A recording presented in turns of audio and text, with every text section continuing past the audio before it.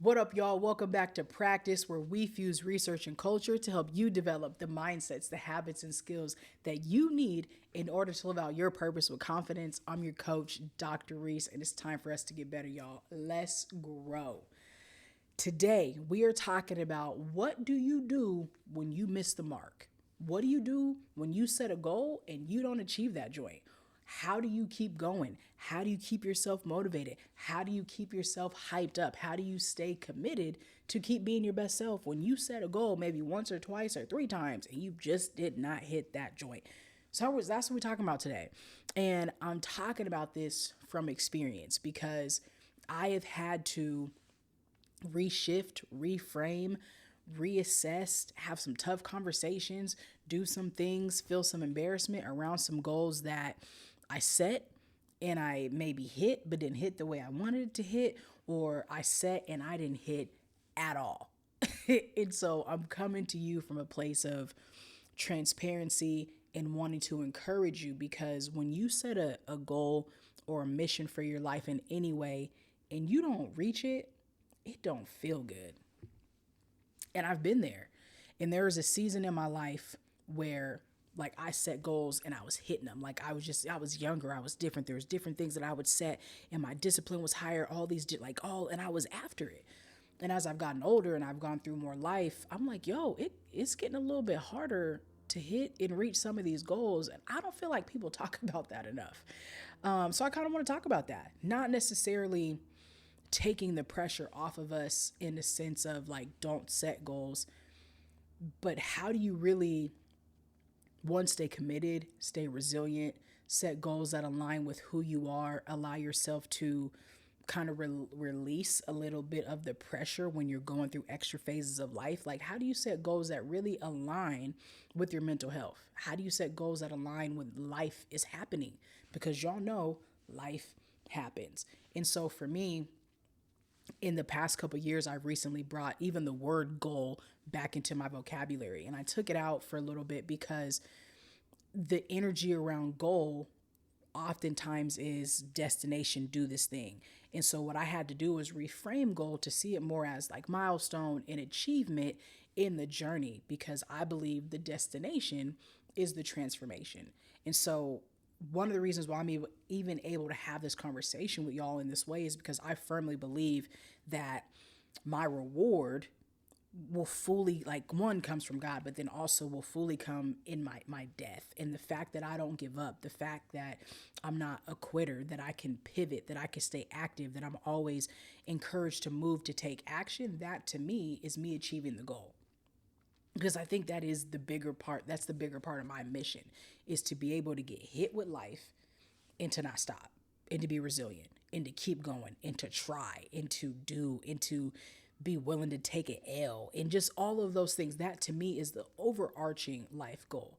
But then when you look at it on a microscope or a micro level, yes, there are things that I want to achieve. There's milestones that I want to hit. And I think that is also important in the grand scheme of things. So when I'm talking about goal today, I'm not necessarily talking about the overall life mission and the transformation that I want to continually happen. I'm talking about specific things that I set out, that you set out, that we want to do, and we just don't do them. It didn't get done. And when you set out to do things and you set out to do them well, you set out to accomplish something, to have a milestone, to achieve something, and you don't, it is easy for the enemy to make your mind a battlefield that you now have to wrestle with you. And the competition becomes a little bit tighter because you're wrestling with the fact that I didn't achieve the thing that I set out to achieve. And the enemy wants to attack your mind in this way because when you set out to achieve something and you don't achieve it, that's when you're most vulnerable. Like when you set out to, okay, I want to do this, and you set out to do it and it don't happen, the enemy's able to be like, yeah, you're a failure. Yeah, and then all these different like insecurities and self-sabotage and imposter syndrome and all these different things start to pop up when you are in self-loathing mode and when you just didn't accomplish something you wanted to accomplish. And when I say that and I shape it in that way, and the reason why I want to have this conversation is because I want to encourage you and remind you, number one, that you're rich in resilience, and two, I want to encourage you to stay after it. So the question is, what do you do when you miss the mark? What do you do when you set the goal and that joint just didn't happen?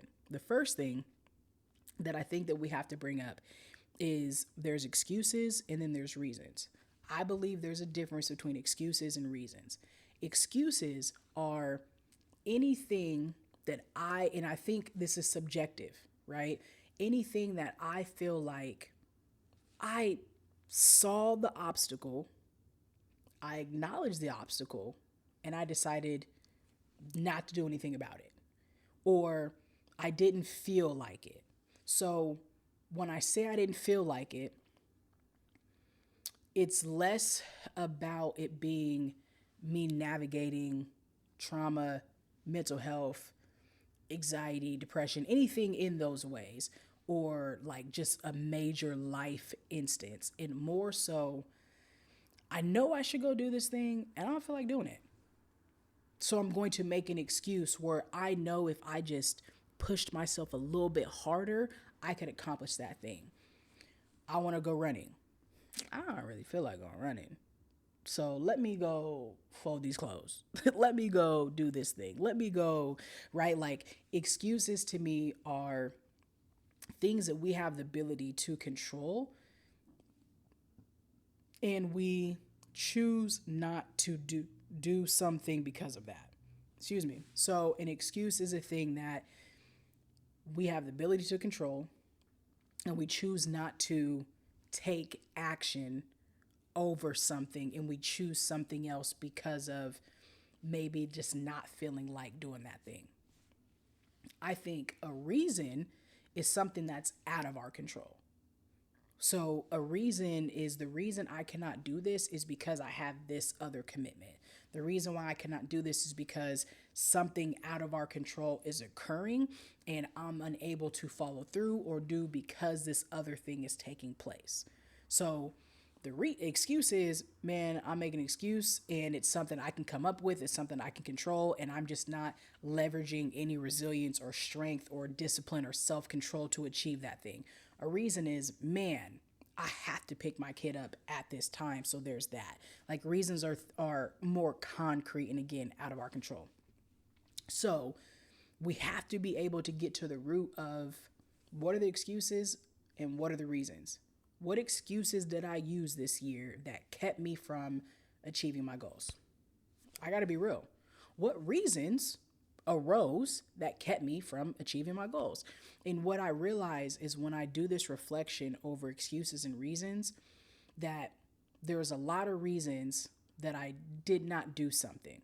There are a lot of psychological things that I had to go through, a lot of other just life things. But there's always space. And now I got to take accountability. And so it's important, though, for us to be able to lay out, and I would say make a list of what's a goal that you set out to make this year or maybe over the last couple years. And what are just write down plain. Here are all the reasons why or all the excuses why. Just first write down all the things that occurred that kept you from being able to achieve this thing. Then I want you to go back through and write down that's an excuse, that's a reason. That's an excuse, that's a reason. So the exercise is this. Write down the goal at the top of the page. I set out to achieve this. Boom. And it's something that you didn't achieve. So I set out to achieve this. Now, here is a list of things. Number 2, a list of things that prevented you from being able to get this thing done. Number 3, you're going to go through and you're going to write, is this an excuse? Is this a reason? Is this an excuse? Is this a reason? Number 4, you're then going to look and say, which outweighed which? Did I have more excuses or did I have more reasons? And then you're going to look back at those excuses and reasons. And I want you to reanalyze the reasons. And when you're looking at the reasons, because from first glance, it's easy to be like, man, here's all the reasons why I could not do this thing. Okay. Now, Is there something that you could have done that required a little bit more energy, time, effort, focus, self control, discipline from you that could have made this reason avoidable? That right there is going to be the tough part, because it's easy to say, oh, the reason I couldn't do fill in the blank is because of this. Valid reason. We all have responsibilities just in our life. Our life is made up of multiple responsibilities. So it's easy for that. But then the excuse could be, or sorry, the thing for the workaround could be, but I could have done this, that, and that, which would have not made the reason go away. The reason is still there, but I was able to figure out a workaround around that reason.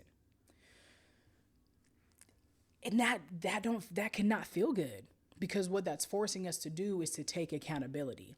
And I believe that setting goals and accountability is a form of self-love, because when we set a goal for ourselves, we are giving ourselves permission to cast a vision and giving ourselves permission to be excited about pursuing something. It's setting a goal is a form of self-love because it puts us in pursuit of ourself. Where if you think about this when it comes to relationships, like we want to be pursued. I'm a new fiance and I still want to be pursued, and my fiance still deserves to be pursued. But when I set a goal for myself, that is me pursuing the person that I desire to become. And so it's a form of self-love because I'm choosing me. Now, when I don't follow through with that goal, I'm no longer pursuing the me that I have the ability to become, the person that I will transform to become in pursuit of that goal. And that don't feel good. I don't know about y'all, but that makes me feel like, dang, I didn't do the best that I could have to become the person that I had the ability to become, and I stopped pursuing me. I don't want to stop pursuing me. You deserve to be pursued by you. I'm going to say it again. You deserve to be pursued by you. You deserve to hold yourself accountable and follow through to becoming the person that you desire to be, and nobody else can do that for you. And so, yes, you deserve to be pursued by another person if that's what you desire, but the main person you deserve to be pursued by is you. Your future you deserves to be pursued by the present you. And that's an act of self-love because it's you investing in the person that you desire to become, but it requires present you to do that thing. But what happens when we miss the mark? So we've all acknowledged, I've acknowledged that there are some goals that I set out this year to achieve. Didn't do them. Didn't happen. So I had to have the convo with me and say, okay, what are the excuses? What are the reasons? And a lot of these reasons are really disguised as reasons, but they're really excuses. And I got to take accountability, and enough is enough. And I will pursue these and pursue me with my whole heart and not allow any reason to prevent me unless it is a life-altering reason. It's got to be life-altering. But if there's something that I can do about it, it's going to get done. And that's the energy that I want to come at you with today. Is I don't care if you miss the mark in the past. We have to cultivate energy that says, if I got something to do with it, it's getting done. Period.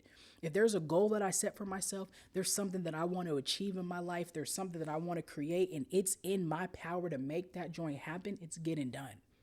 I can no longer fall prey to excuses.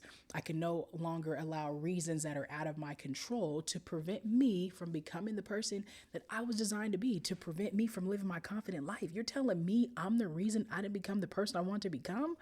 That breaks my heart for me. And so I want to encourage you to have that same conversation with yourself. Are you playing you? That's really what it boils down to, is are you playing you? Like, it's cool to create, it's cute to create a vision board.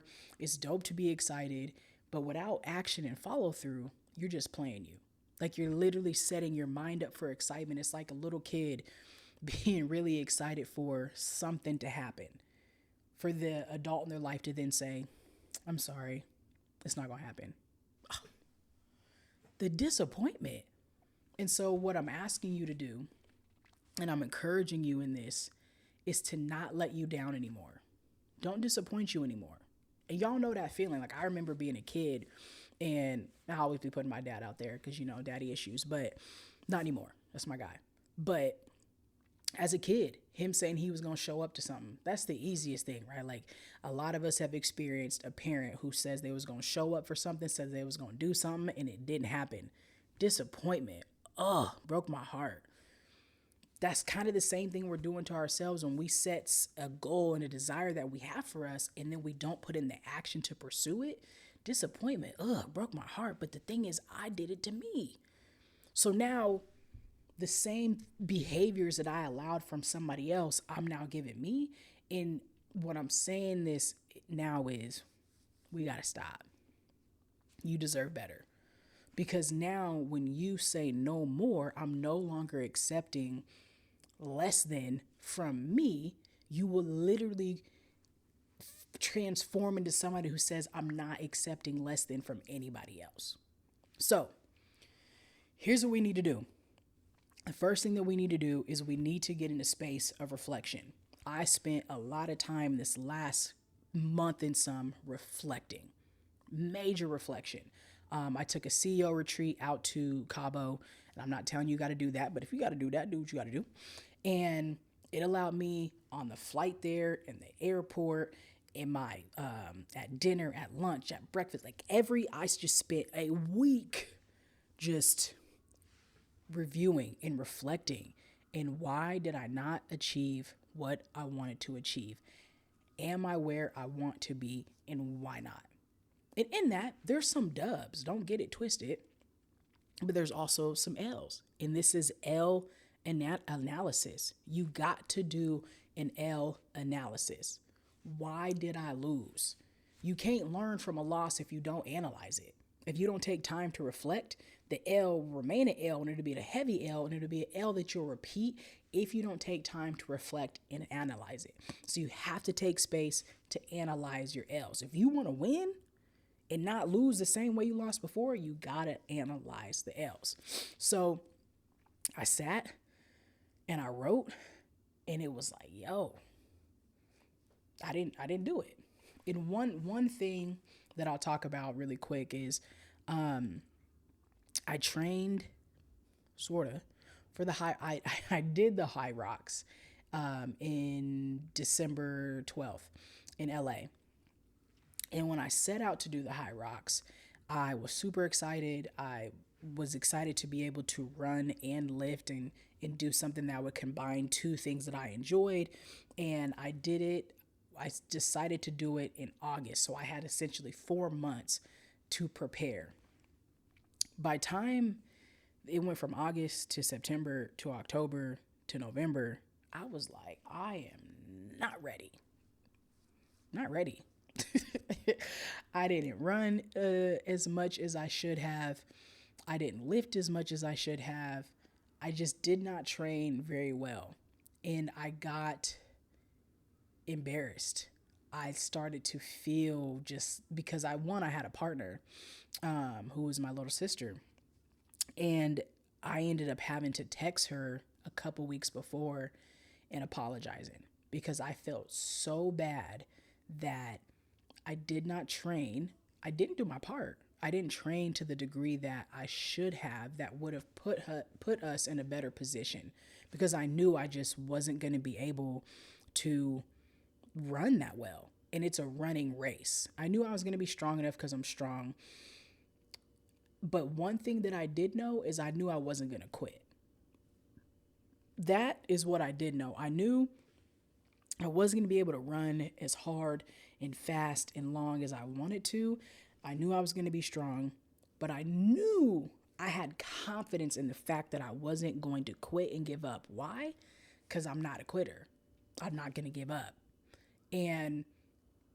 But that doesn't negate the fact that I didn't prepare as well as I should have. And that is a goal that I set, was to do the high rocks. And so this is where I have to, and in my reflection, I learned I got to get better at this thing. Is it just to do the thing, or how well is it to do the thing?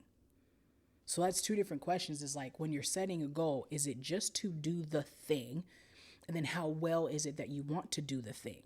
So whether you're an entrepreneur, you're a parent, you're a teacher, you're a coach, it doesn't matter. There's multiple things that we do in life. You just like, oh yeah, I did it. But how well did you do it?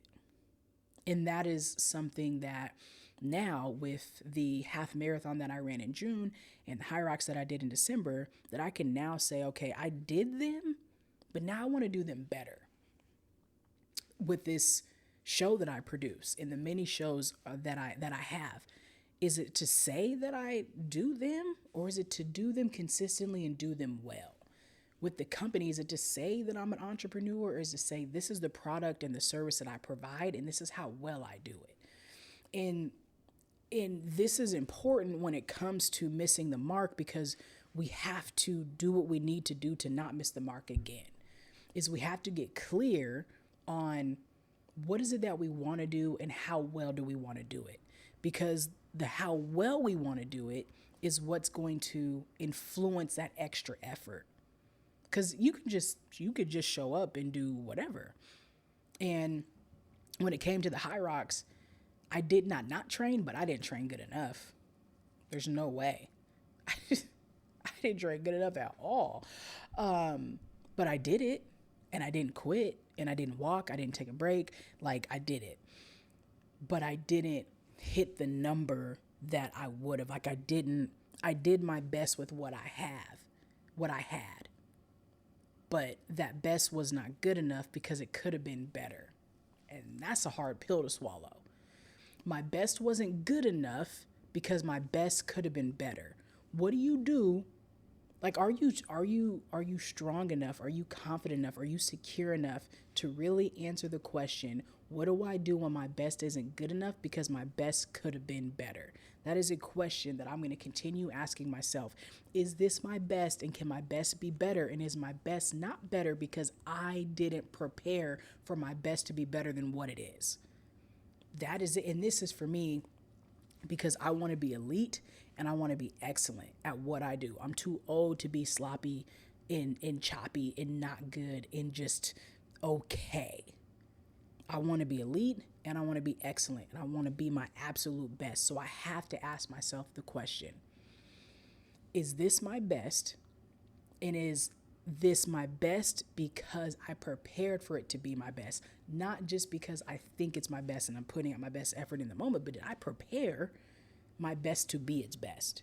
Because there's a lot of cats out here who think that they're doing their best.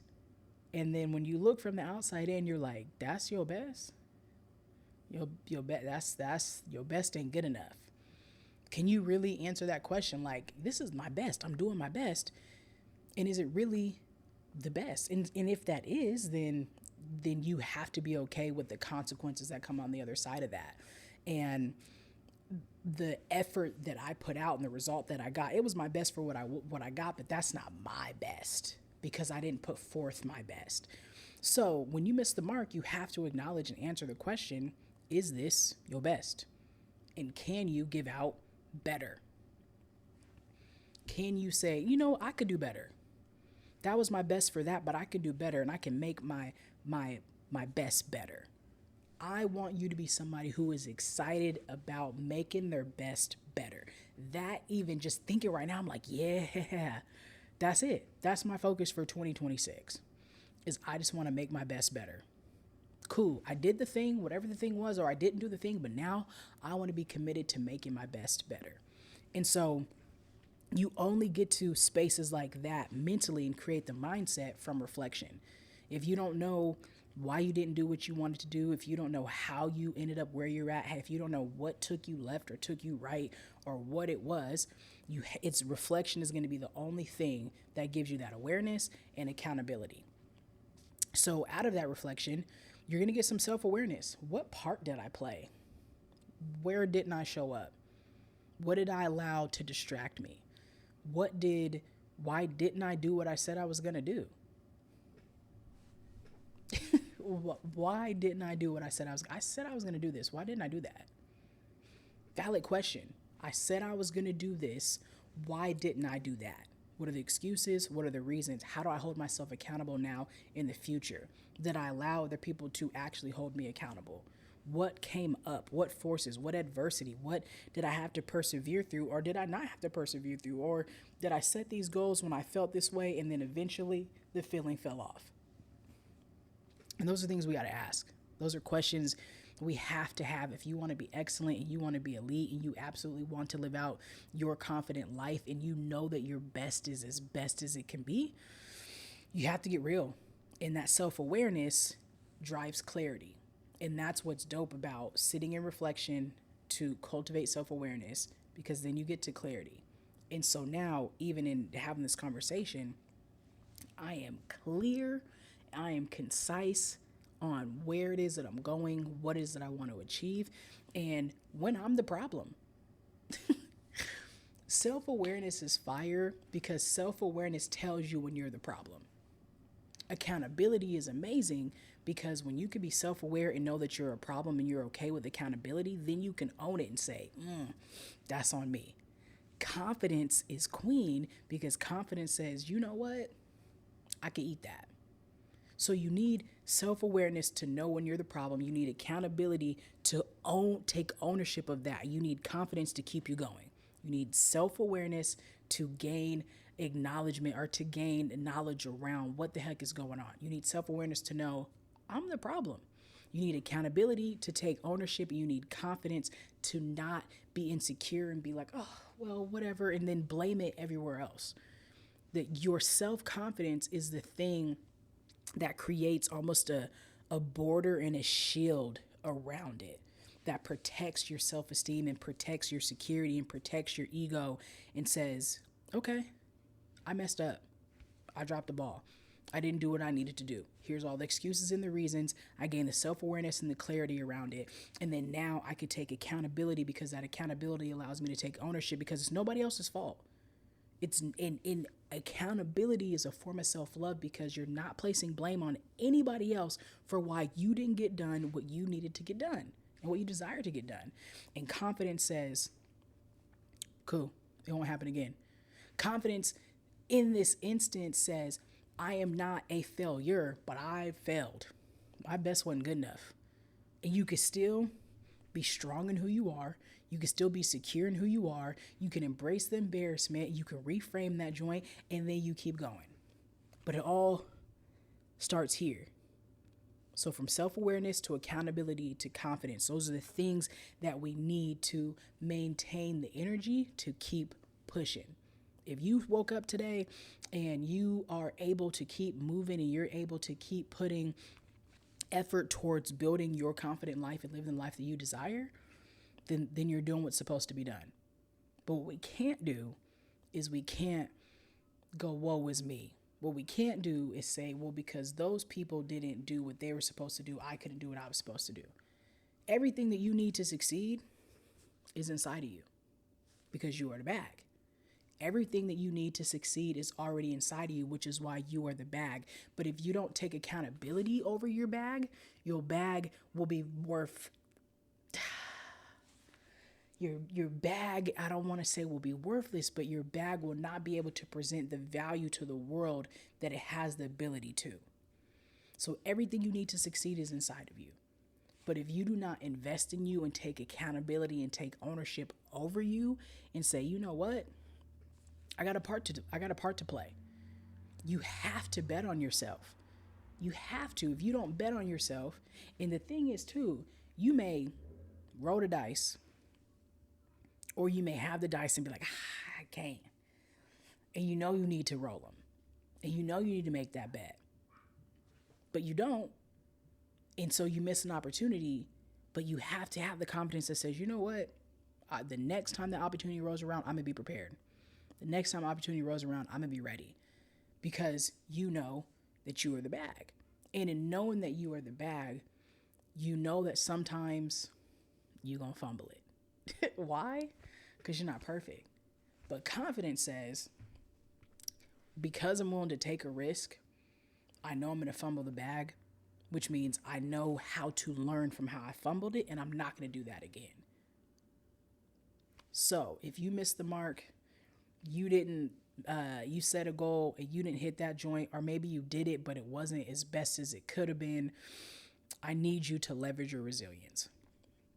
And what I mean by leverage your resilience in this instance is the resilience in you is going to give you the energy you need to not quit. That confident mindset that you have of your self confidence is going to give you what you need to not tap out.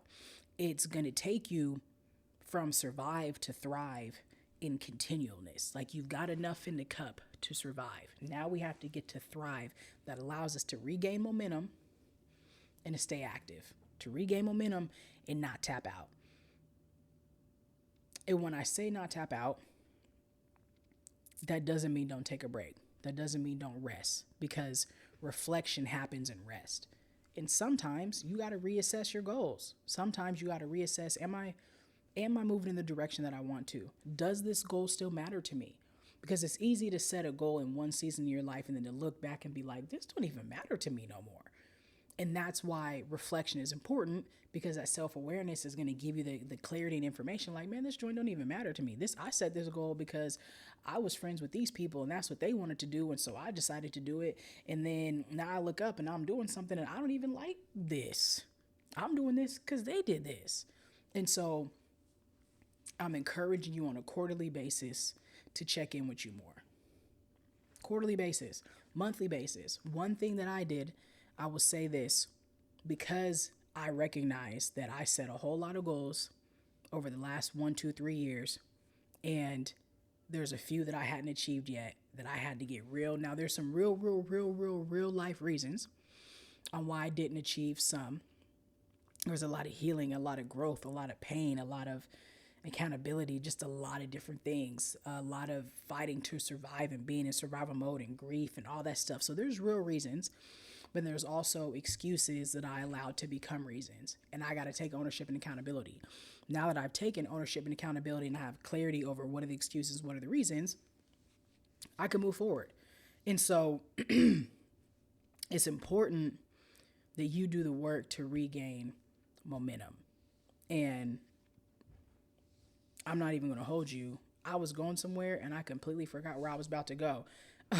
But in missing the mark and setting goals, it's important to gain that self-awareness so you know you're still heading in the direction that you desire to go. That's what I was about to say.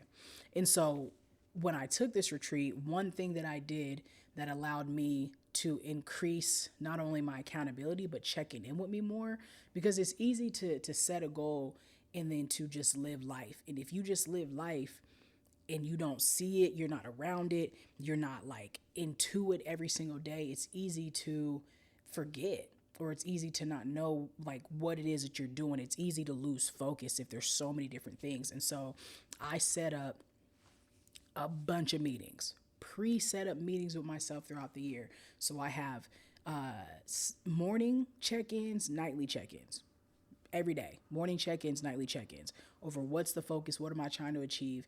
And now in this, there's obviously a difference between professionally and personally.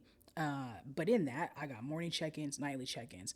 Then I also have weekly check-ins. Calendar's blocked. I'm checking in with me weekly. Am I headed in the direction that I want to go? Because I don't want to lose sight of what it is that I'm setting out to do this year. So daily check-ins, weekly check-ins that are a little bit longer. The daily ones are about 10 minutes, 10 in the morning, 10 at night. Did I stay focused? What's the mission for today? Did I hit the mission for today? What's the mission for tomorrow? Quick. Daily, Friday, CEO check-ins. How are we holistically? What does all these things look like? My workouts and business, all those things. Are we growing in the direction we want to? So daily, weekly, and then monthly. Monthly is a little bit longer. Let's sit and review what's going on here. What do I need to adjust? What do I need to move? And the hope would be, because I'm checking in daily and weekly, by the time I get to monthly, I'm able to reassess really what's going on. And then quarterly. All of these are already on my calendar. Quarterly is a couple days, at least 3 to 4 days. And if, depending on how the weekends go, it may be 5 to 7. And so I've got my daily check-ins, I've got my weekly check-ins, I have my monthly check-ins, and I have my quarterly check-ins. I should not fall off. If I dropped the ball this year, I didn't want the ball. If I drop the ball on achieving any goal that I have control over, I didn't want the ball. I don't really want it. And that I think is good information too as well, because if I get to the end of 2026 and I look back at all the things that I set out to achieve and I didn't do them, and if there are things on my list that I want to achieve in 2026 that I wanted to achieve in 2025 and 4, that if they don't get done this year, they don't matter. I'm just playing with myself. Like it's a game. I'm just playing around. I'm just putting it there because it looks cool. It sounds cool. And so that might be something for you as well. Like I'm really using this year as I'm locked in. I feel good. Yes, there's things that are out of my control that will happen. But I am prepared for me to put my best effort out to make my best, actually my best, and achieve the things that I want to achieve. And if certain things don't get done, I'm playing around. I just didn't want it. So I say that to you to say this. If there's something that you didn't achieve in this last year or last 2 years or 3 years, but you still have a desire to get that thing done and it's in your control, make this the year that you say, I'm doing it. Excuses out the way. I'm going to acknowledge what the excuses are. I'm going to leverage my resilience. I'm going to do something to catch up momentum. I'm going to make it happen. And again, if it's in your control. And then at the end of 2026, if it don't happen for whatever reason, then you just don't care about it. Or you don't care as much. Or it's a goal that you set that really somebody else set for you or somebody else wanted for you. And I think that that's important because not every goal that you set, if without awareness, are you able to really know, like, do I really, really want this? Does it still matter? But you have to be able to go through that. But as for me and mine, there's a lot of stuff that I'm setting out to do this year that if they don't get done, I got to have another conversation. So what do you do when you miss the mark? Here's my final thoughts. Take accountability. Don't wallow. If you miss the mark, it's okay. If you miss the mark, you didn't hit the goal, and you still are able to move and groove and live and pursue the life that you want, then just move those goals from that year to this year, but you can't move them from one spot to another without getting real with yourself. Did I really give my best effort? What excuses swallowed me up? What reasons led me astray? And am I mentally, emotionally, physically, spiritually, relationally, financially, intentionally, like am I holistically prepared to pursue them? If I don't feel like I'm holistically prepared to pursue the goals that I set out, then maybe some need to come off. Because what we can't have is you setting goals and you're not really even ready to meet and hit those goals, and then you don't hit them because that plays on your psyche. And when we commit actions that play on our psyche, the enemy comes in and starts playing with you. When we commit actions that play on our psyche, that make us feel like we're a failure, when you set a goal so high that you're not even really ready to meet it and put your best effort forward, the enemy comes in and starts playing on your psyche as well. And then now you and the enemy is playing on your psyche together, and you taking the hits mentally, emotionally, feel like, oh my gosh, what is going on? So when you're setting a goal, ask yourself, do I have what it takes to put the effort out to really meet this? What am I asking of me? What are the requirements? When I set this thing, what are the requirements that come along with making sure I hit it? Do I have what it takes in this season to do it? And if I don't, that's okay. And if I do, what's the bare minimum that I need to do? What other accountability partners can I call on and say, yo, I want to meet this. I need you to help hold me accountable in this space. I'm willing to hold myself accountable. I just need some extra accountability because I really want my best to be my best.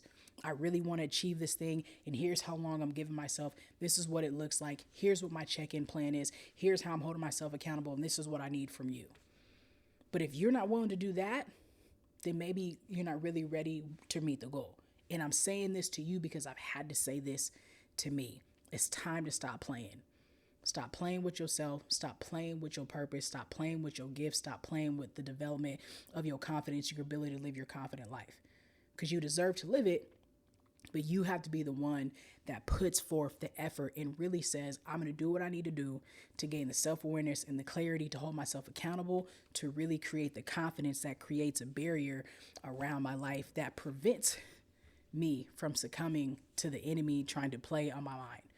Because the second that your mind becomes a playing field for the enemy, it's a wrap for everything else. And we cannot have that for you, because I want you to live out your purpose with confidence. So I believe in you. I know you can get it done, but it don't matter how much I believe if you two don't believe, if you two don't put in the actions, if you don't get real with yourself and say, yep, here's what I'm putting my effort towards this year. So let's get it.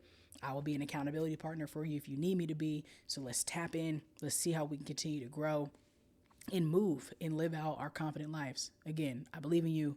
I love you. I need you to remember that you are the bag and you are worthy of living your confident life. Until next time, peace.